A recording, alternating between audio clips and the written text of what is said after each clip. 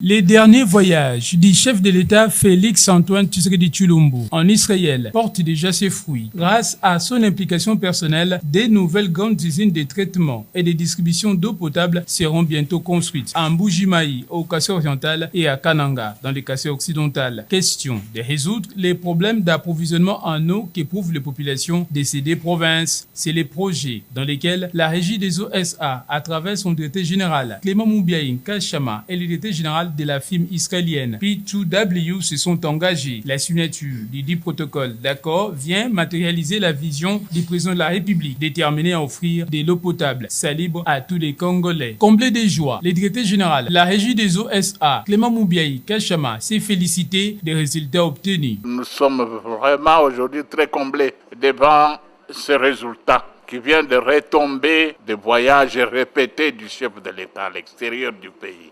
Et ça me fait un souvenir heureux, et je pourrais encore le dire avec insistance, que je prie toujours le bon Dieu qu'il donne encore au chef de l'État beaucoup d'occasions de sortir à l'extérieur pour qu'il nous ramène encore beaucoup d'autres retombées. Puisque c'est pas tard que le vendredi passé, je l'ai souligné, n'eût été le premier voyage qu'il a fait après avoir été ici plus du niveau du pays. S'il n'était pas parti à la Banque mondiale, nous n'aurions pas eu l'occasion de construire cette usine de l'ozone.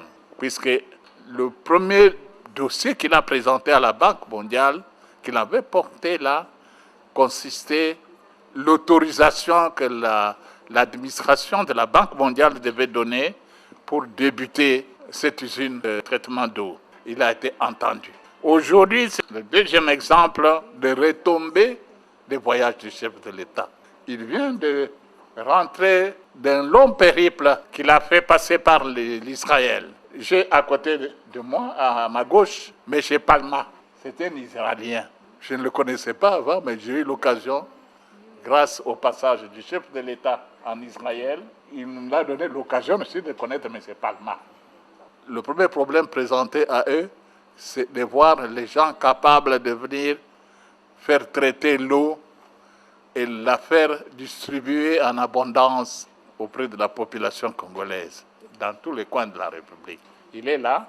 Aujourd'hui, nous sommes bombés dans le projet qui va débuter ses travaux à Mbuji-Mayi, en plus de ce qui est en train de se faire déjà sur le terrain, et à Kananga. Selon les représentants de la firme israélienne Pollution to Water P2W, c'est donc dans moins d'un mois que les travaux de construction de ces deux grandes nouvelles usines vont commencer. L'objectif étant d'apporter une capacité de production additionnelle permettant de mettre définitivement fin aux affres de pénurie d'eau potable dans ces deux villes, Mbuji-Mayi et Kananga. Cette délégation de la firme israélienne P2W a été conduite par l'honorable John Tumba Panampankole et la conseillère du chef de l'État au collège juridique. Personnellement, très content.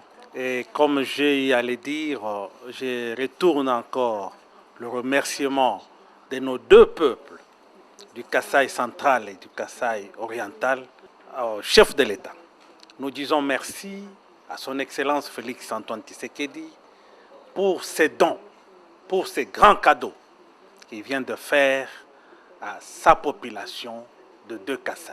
Nous estimons que dans un très bref délai, les populations de Kananga et de Mbuji-Mayi vont pouvoir vivre la réalité de ces projets, c'est-à-dire la construction de deux grandes usines de traitement d'eau potable. L'accès à l'eau potable est indispensable pour mener une vie en toute quiétude.